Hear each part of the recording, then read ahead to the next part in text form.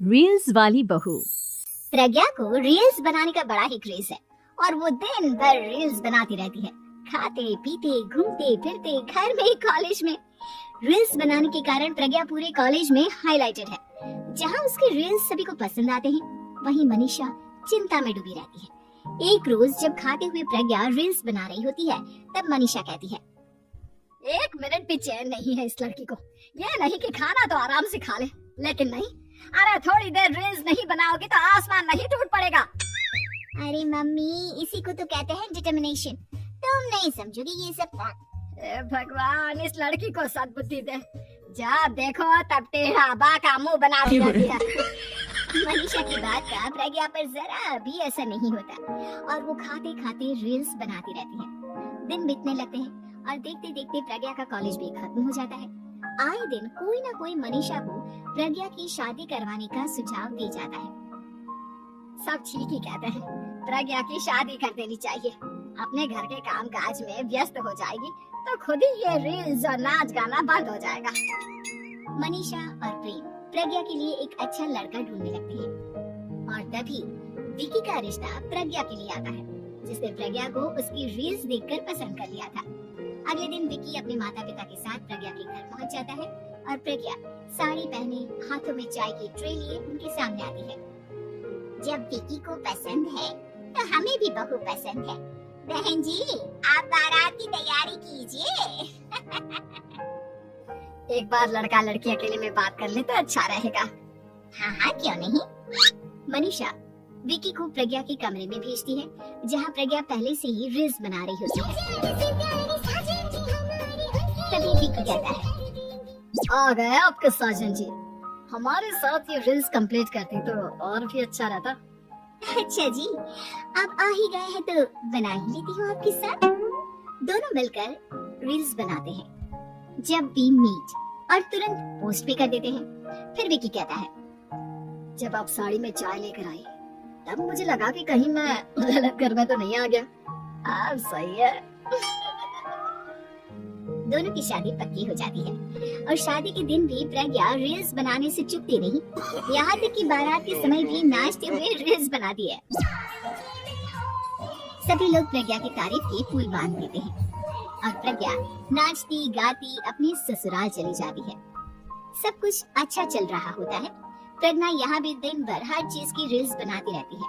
लेकिन कुछ दिनों के बाद जब सुनीता कहती है, बहू, ये रील्स के साथ साथ कुछ काम भी कर लिया करो। वैसे तुझे और क्या क्या बनाना आता है? मम्मी जी, वैसे तो सब कहते हैं कि मैं सब कुछ अच्छा बनाती हूँ, लेकिन मुझे लगता है कि मैगी अच्छा बना लेती हूँ। हाँ, कॉफी भी अच्छा बना लेती हूँ और मुंह तो सबसे अच्छा बना लेती हूँ। अच्छा। सुनीता अपना माथा पकड़ लेती है और कहती है, बहू, कुछ खाना बनाना भी सीख लेती हूँ। मम्मी जी, मैं लंबी प्लानिंग कर रही हूँ। जल्दी ही मैं इतनी फेमस हो जाऊंगी कि मुझे पैसे मिलने लगेंगे। हम दोनों सास बहू राज करेंगे, राज। नौकर काम करेंगे और लोगों की तो लाइन लगेगी हमसे मिलने के लिए। तेरा दिमाग खराब हो गया है क्या बहू? हंसी मजाक तक ठीक है, लेकिन इस तरह घर नहीं चलते। जितना जल्दी हो इस घर के तौर तरीकों को सीख लो। प्रज्ञा मुंह घुमाकर चली जाती है और तुरंत उसी वक्त एक रील बनाती है। ये देख सुनीता का गुस्सा 7वें आसमान पर चला जाता है और विकी के घर आते ही सुनीता उसे सब कुछ बताती है। विकी भी अब प्रज्ञा की इन हरकतों से परेशान हो जाता है। तुम टेंशन मत लो मम्मा, मैं देख लूंगा। विकी कमरे में जाता है तो देखता है कि प्रज्ञा रील्स बना रही है। विकी बड़े ही प्यार से प्रज्ञा से कहता है, प्रज्ञा, इन सब के लिए मैं तुम्हें मना नहीं कर रहा हूँ, लेकिन फिर भी हर वक्त तो ये अच्छा नहीं लगता ना। समझने की कोशिश करो, मुझे भी तुम्हारा थोड़ा वक्त चाहिए। मैं जब ऑफिस से आता हूँ तुम मुझे समय देने की जगह इसी में लगे रहते हो। तुम ज्यादा ही सोच रहे हो। तुम भी मेरे साथ रील्स बनाओ ना, तुम्हें भी बहुत अच्छा लगेगा। तुम्हें इज्जत से कोई बात समझ में नहीं आती क्या? दिमाग खराब हो गया है तुम्हारा इस चकाचौंध से। अगर तुमने अपना रवैया नहीं बदला तो मैं तुमसे दूर चला जाऊंगा। तुम ही रिश्ता लेकर आए थे, मुझे लड़कों की कमी नहीं थी और ना आज है। विकी दरवाजा पटककर चला जाता है। धीरे धीरे विकी प्रज्ञा से दूर होता जाता है। एक रोज मनीषा प्रज्ञा के ससुराल उससे मिलने जाती है।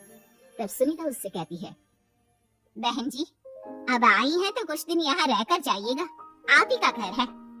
हाँ मम्मी, बहुत दिन हो गए तुम्हारे साथ एक भी रील नहीं बनाई मैंने। प्रज्ञा तुरंत अपने फोन में रील्स ऑन कर लेती है। ये सब मुझसे नहीं होगा, तेरा ये भूत अभी तक नहीं उतरा क्या? बहन जी आप कुछ कहती नहीं क्या इसे? जब आप ही कुछ नहीं कर पाई तो मैं कर ही क्या सकती हूँ, सास तो वैसी ही बदनाम है। शाम को घर की लाइट चली जाती है और मनीषा प्रज्ञा से कहती है, मेरे घुटनों में बहुत दर्द हो रहा है, तू लाइट का कुछ इंतजाम करना बेटा। अच्छा कैंडल जला देती हूँ मम्मा। प्रज्ञा गाते हुए कैंडल जलाती है और खिड़की के पर्दे के पास रख देती है। मनीषा जिसे बहुत दर्द हो रहा है वो सो जाती है और प्रज्ञा हमेशा की तरह अपनी रील्स में लग जाती है। उधर कैंडल की वजह से पर्दा आग पकड़ लेता है और मनीषा के कमरे में आग लग जाती है। बचाओ, कोई है बचाओ! सभी भागते हैं और विकी कमरे की आग बुझाने में लग जाता है, लेकिन तब तक मनीषा आधी जल चुकी थी। मनीषा की हालत देख प्रज्ञा रोने लगती है। विकी मनीषा को तुरंत हॉस्पिटल ले जाता है और उसे एडमिट कराता है। विकी प्रज्ञा से कहता है, देख लिया ना, तुम्हारे इस नाच गाने की वजह से आज तुम्हारी माँ की जान जाते जाते रह गई। अब पता नहीं तुम और क्या चाहती हो। उधर डॉक्टर कहते हैं, इनकी हालत बहुत नाजुक है, आधे से ज्यादा जल चुकी है।